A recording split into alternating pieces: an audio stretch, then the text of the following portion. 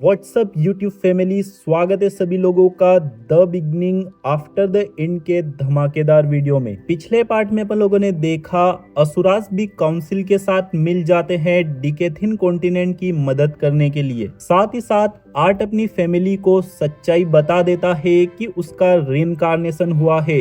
इसी कारण से आर्ट की फैमिली को बहुत ही बड़ा झटका लगता है। इस वाले वीडियो के बिल्कुल ही स्टार्टिंग में अपन देखते हैं रे खुद के मन में कह रहा होता है, जो कुछ भी हुआ इस कारण से मुझे खुद से नफरत हो रही है। काश मैं आर्थर को कह पाता कि जो कुछ भी हुआ ठीक है, तुम अभी भी हमारी फैमिली का हिस्सा हो। लेकिन इससे भी ज्यादा दुख की बात यह है कि काश आर्थर हमें इस बारे में बताता ही नहीं तो ज्यादा बेटर होता। मुझे शुरुआत से पता था कि आर्थर बाकी बच्चों से अलग है, लेकिन शायद मेरे प्राइड के कारण से मुझे मुश्किल आ रही है इसे एक्सेप्ट करने में। शायद ये मेरा मतलबी प्राइड है, जो कि ये मानते हुए आ रहा था कि मैंने एक जीनियस को पाल पोस कर बड़ा किया है। ये सब सोचते हुए रे दुख से घिर जाता है और वो बाहर रीनिया के पास आकर बैठ जाता है। रीनिया की एक बात सुनकर रे हैरान हो जाता है, क्योंकि रीनिया को पहले से ही पता होता है कि आर्ट और रे के बीच में क्या चल रहा है।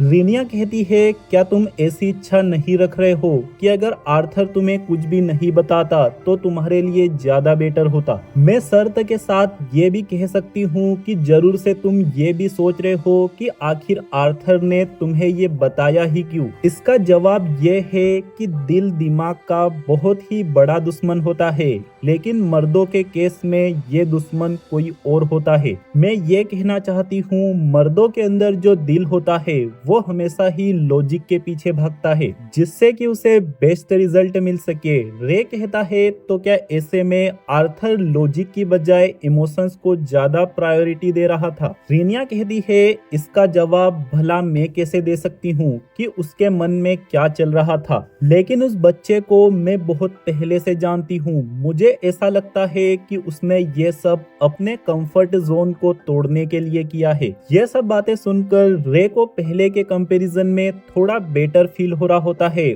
और इतने में ही रीनिया रे के हाथों में कुछ पकड़ा देती है। रीनिया कहती है, आर्थर के मास्टर ने मुझसे कहा कि ये तुम लोगों के लिए गिफ्ट है। तभी अपन देखते हैं दोस्तों, भाई साहब इस पोटली के अंदर होता है एक भालू का बच्चा, यानी कि एक माना बिस्ट।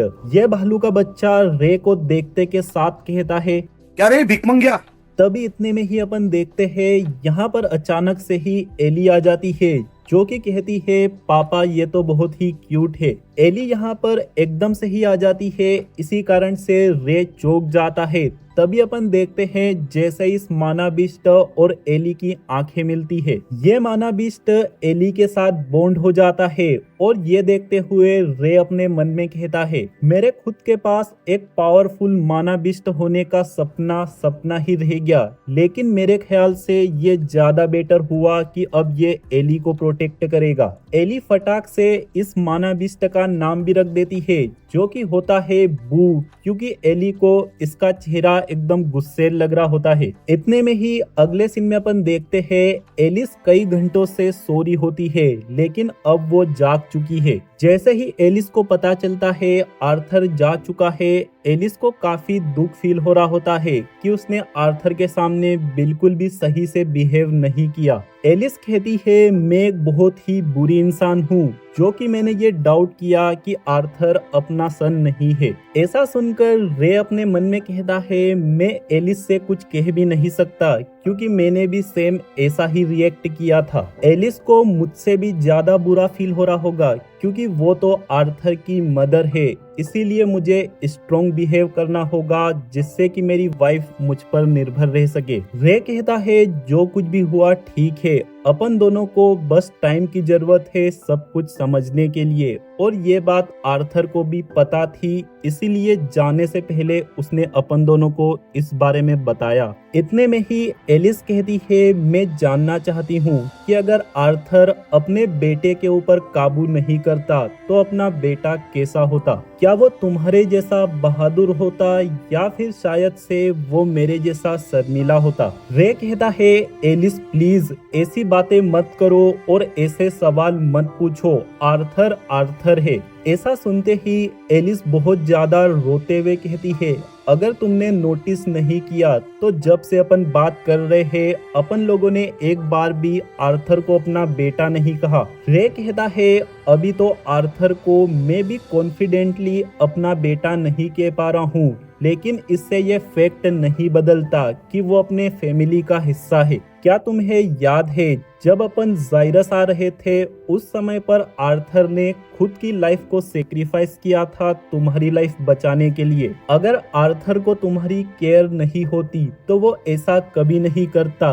बस टाइम की बात है, सब कुछ ही ठीक हो जाएगा और मैं उम्मीद करता हूँ जब अपन उसे दोबारा देखेंगे सब कुछ ही नॉर्मल हो जाएगा। रे की बातें सुनकर एलिस को हिम्मत मिलती है और उसे बेटर फील होता है।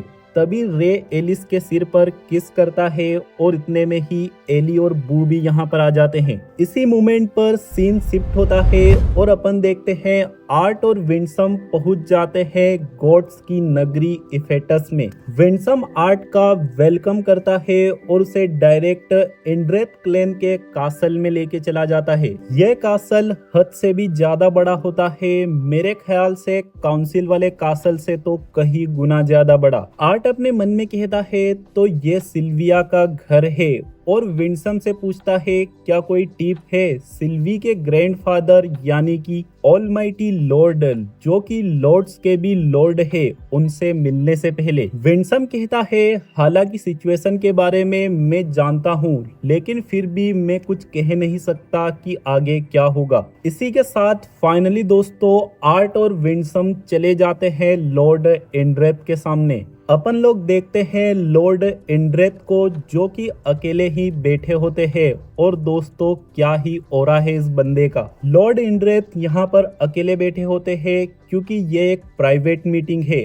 आर्ट मन में कहता है मैं इन्हें बिल्कुल भी सेंस नहीं कर पा रहा हूँ। इतने में ही अपन देखते हैं आर्ट की ड्रैगन व्हील अपने आप ही एक्टिवेट हो जाती है और उसे पेन फील होने लग जाता है और आर्ट के पास से सिल्वी डायरेक्ट लॉर्ड इंड्रेथ के पास चली जाती है। आर्ट का रिएक्शन देखकर लॉर्ड इंड्रेथ कहते हैं क्या मुझे इतनी भी परमिशन नहीं है कि मैं अपनी खुद की ग्रैंड डॉटर को सहला सकूं। मैं देख पा रहा हूँ इसकी ट्रेनिंग कराने के लिए तुमने कुछ नहीं किया है। इसके माना लेवल्स बहुत ही बुरी तरीके से नीचे है और जिस तरीके से ये लग रही है ऐसा लग रहा है तुमने इसे बांध कर रखा था। लॉर्ड इंड्रेथ की बात आर्ट को बिल्कुल भी अच्छी नहीं लगती।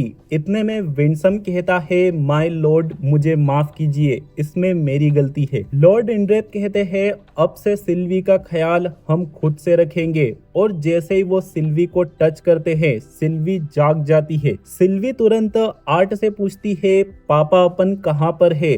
आर्ट कहता है अपन काफी दूर है, तुम कैसा फील कर रही हो। सिल्वी कहती है मुझे अभी भी काफी नींद आ रही है और आर्ट से पूछकर दोबारा सो जाती है। आर्ट कहता है लॉर्ड इंड्रेथ क्या मैं जान सकता हूँ मुझे यहाँ पर क्यों लाया गया है। मेरी ट्रेनिंग तो डिकेथिन में भी कराई जा सकती थी। लॉर्ड इंड्रेथ कहते हैं क्योंकि एग्रोना के खिलाफ आने वाली वॉर में तुम एक जरूरी चीज हो, इसीलिए सबसे ज्यादा फायदे की बात ये होगी कि तुम्हारी ट्रेनिंग यहाँ के स्पेशलिस्ट और विंसम के अंडर में कराई जाए। तुम्हें इस बात की काफी खुशी होनी चाहिए क्योंकि जो ट्रेनिंग तुम्हें मिलने वाली है वो यहाँ के मोस्ट टैलेंटेड बच्चों को भी नहीं मिलती। आर्ट कहता है ठीक है लेकिन ये आपको कैसे पता कि वॉर कब होने वाली है और अपने पास कितना टाइम है। लॉर्ड इंड्रेथ कहते हैं इस बात का मैं ख्याल रखूंगा, तुम जाकर सिर्फ अपनी ट्रेनिंग पे ध्यान दो। ऐसा कहते हुए लॉर्ड इंड्रेथ आर्ट को यहाँ से भेज देते हैं और सिल्वी को खुद के पास रख लेते हैं ट्रेनिंग कराने के लिए। आर्ट विंसम से कहता है, लॉर्ड एंड्रेथ मुझे जज करना चाहते थे, ये तो ठीक है, लेकिन उन्होंने सिल्वी को भी मुझसे अलग कर दिया। विंसम कहता है, चिंता मत करो, लेडी सिल्वी का पूरी तरीके से ख्याल रखा जाएगा और तुम्हारी मीटिंग का पॉइंट ये है कि जो तुम्हारी रिलेशनशिप असुरास के साथ बन रही है वो यहाँ के लोगों के लिए दिक्कत की बात हो सकती है। लोगों को ऐसा लगेगा कि हमें एक लेसर बीइंग के ऊपर निर्भर होना पड़ रहा है, जो कि उनके प्राइड के खिलाफ की बात है। तुम किसी भी बात की चिंता मत करो, तुम और लेडी सिल्वी दोनों ही हमारे लिए इम्पोर्टेंट हो। आर्ट कहता है, मैंने ध्यान से सुना जब लॉर्ड एंड्रेथ ने मुझे जरूरी चीज कहा, लेकिन वो सेम बात है, इसीलिए छोड़ो छाड़ो। इसी के साथ कई घंटों तक चलने के बाद विंसम आर्ट को किसी पेड़ के पास लेके चला जाता है और उसका हाथ पकड़कर आर्ट को उसके अंदर धक्का दे देता है। दोस्तों, ये देखते हुए एक सेकंड के लिए मुझे ऐसा लगा जैसे कि विंसम आर्ट को धोखा दे रहा है, लेकिन आर्ट के पीछे पीछे विंसम भी इस पेड़ के अंदर आ जाता है और आर्ट को एक बंदे से मिलाता है आर्ट की ट्रेनिंग कराने के लिए। विंसम आर्ट से कहता है, ये मेरा क्लोज फ्रेंड है कोर्ड्री, जो कि एक पेंथन असुरा है थेस्टेस क्लैन से, बिल्कुल एल्डिर की तरह। आर्ट और कोर्ड्री आपस में मिलते हैं, इतने में ही विंसम अपने हाथ में एक गोला निकाल लेता है जिसका की नाम है एथर ऑर्ब। कोर्ड्री कहता है, क्या लॉर्ड एंड्रेथ ने एथर ऑर्ब दिया है? लॉर्ड एंड्रेथ इस इंसान के ऊपर कुछ ज्यादा ही इन्वेस्ट कर रहे हैं। कोर्ड्री आर्ट को बताता है, एथर एक ऐसा पावरफुल एलिमेंट है जिससे कि अपन पूरे के पूरे यूनिवर्स पर असर डाल सकते हैं। इसकी मदद से तुम्हारी बॉडी को तुम्हारी सोल से अलग किया जा सकता है और टाइम के ऊपर भी कंट्रोल किया जा सकता है। आर्ट के लिए ये एक हैरानी की बात होती है जिसे कि आर्ट समझ ही नहीं पाया होता। विंसम बताता है, इस एथर ऑर्ब के साथ साथ तुम्हारी ट्रेनिंग के लिए एक एक्सक्लूसिव ट्रेनिंग ग्राउंड का भी इस्तेमाल किया जाने वाला है। इस तालाब के अंदर एथर लिक्विड को मिलाया गया है जिससे कि तुम्हारी ट्रेनिंग और तुम्हारे घावों को भरने में मदद मिलने वाली है। आर्ट अभी भी काफी ज्यादा कंफ्यूज हो रहा होता है, लेकिन विंसम के इतना कहते ही आर्ट की ट्रेनिंग शुरू हो जाती है। अगले सीन में अपन देखते हैं कोर्ड्री आर्ट को हैंड टू हैंड कॉम्बैट की ट्रेनिंग दे रहा होता है और ट्रेनिंग के नाम पर आर्ट बहुत ही ज्यादा मार खा रहा होता है। ट्रेनिंग के दौरान ही आर्ट की पुरानी लाइफ की मेमोरीज ताजा हो जाती है, क्योंकि आर्ट अपनी पास्ट लाइफ में भी सेम इसी तरीके की इंटेंस ट्रेनिंग किया करता था घंटों घंटों तक। आर्ट कोर्ड्री के साथ जिस जगह पर ट्रेनिंग कर रहा है ये जगह स्पेशल है, क्योंकि बाहर का अगर 5 मिनट देखा जाए तो वो अंदर के 1 घंटे के बराबर होता है। इस जगह को सोल रियल्म कहा जाता है और आर्ट को यहाँ पर जितनी भी चोटें लगती है, बाहर जाते के साथ ही वो सारी की सारी चोटें हील हो जाती है। विंसम कहता है, आर्थर, अगर तुम बार बार सोल रियल्म से बाहर आते हो तो ऐसे में तुम्हारी ट्रेनिंग स्लो होगी। तुम्हारे पास टाइम को स्लो करने की एडवांटेज है, लेकिन अगर तुम टाइम को वेस्ट करोगे तो वॉर से पहले तुम अपने आप को तैयार ही नहीं कर पाओगे। आर्थर कहता है, हाँ ठीक है, लेकिन तुम्हें अपने दोस्त को ब्लेम करना चाहिए, क्योंकि ये हर कुछ मिनटों में मुझे जान से मार देता है। दोस्तों, जैसा कि तुम लोगों ने सुना, आर्थर जितनी बार भी ज्यादा चोट लेने के कारण से मर जाता है वो उतनी बार सोल रियल्म से बाहर आ जाता है। कोर्ड्री कहता है, तुम्हारी विल पावर तो तारीफ लायक है, लेकिन तुम बार बार मरे जा रहे हो। जो एकदम ही यंग असुरास होते हैं वो भी इतना जल्दी से तो नहीं मरते हैं जितना जल्दी तुम मर रहे हो। लेकिन एक बात तो है, तुम मारे जाने की सेंसेशन को अच्छे से संभाल रहे हो। आर्ट कहता है, अरे वाह, क्या ही तो कॉम्प्लीमेंट है। ऐसा सुनते ही डोड्री आर्ट को दोबारा से सोल रियल्म में लेके चला जाता है टॉर्चर ने ट्रेनिंग देने के लिए। सोल रियल्म के अंदर आर्ट को ट्रेनिंग लेते लेते कई महीने बीत जाते हैं, जहां पर आर्ट का रूटीन बन गया था बार बार मार खाते हुए मर जाना और दोबारा से यहाँ पर आ जाना। आर्ट कह रहा होता है, एक बात तो अच्छी है, बाहर जाते के साथ से मेरा सारा का सारा दर्द गायब हो जाता है। कोर्डी और आर्ट के पावर लेवल में जमीन आसमान का फर्क है। जब आर्ट यहाँ पर नया नया था तब तो कोर्डी सिर्फ अपने एक अटैक में ही आर्ट को जान से मार देता था, लेकिन कई महीनों की ट्रेनिंग के बाद कोल्ड्री और आर्ट दोनों ही देखते हैं कि आर्ट थोड़ा थोड़ा कीप अप कर पा रहा होता है। कोल्ड्री कहता है तुम्हें खुद की बॉडी पर भरोसा रखना होगा जिससे कि तुम और भी ज्यादा बेटर कर पाओगे। तुम्हारी सीखने की क्षमता लाजवाब है, इसीलिए अपन लोगों को बीच बीच में ब्रेक भी लेना होगा ताकि अपना पेस खराब ना हो। ब्रेक लेने का सबसे मेन फायदा ये है जो तुम बार बार कॉन्स्टेंटली मरते रहते हो उससे तुम्हारे दिमाग पर मेंटली कोई खराब असर नहीं पड़ेगा। डेथ के कारण से अगर तुम्हें कोई भी ट्रॉमा होता है तो ऐसे में तुम वैसे फाइटर नहीं बन पाओगे जैसा फाइटर मैं तुम्हें बनाना चाहता हूँ। डेथ की बात हो रही है, इससे मिलता जुलता एक और शब्द होता है जो कि है दर्द। अगर तुम्हारी बॉडी लगातार दर्द का सामना करेगी तो ऐसे में तुम्हारी बॉडी की इंस्टिंक्ट में बैठ जाएगा तुम्हें दर्द से बचाने के लिए, जिसके ऊपर तुम्हारा कोई भी कंट्रोल नहीं बचेगा।